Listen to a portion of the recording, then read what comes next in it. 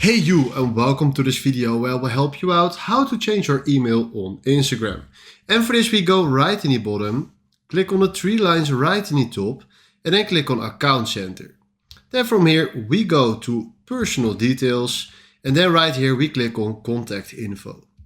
Now first of all I need to tell you one thing. You need to have two email addresses standing right here, and if you don't have that, click on Add New Contact, add email address, and please follow this whole process to add an email address to your account. For now I already have it, so I click this away, and right now you need to choose which one you will keep. Now let's say I want to keep the first email address and I want to delete the second. Then I click on the second email address, I click here on Delete Email Address, delete.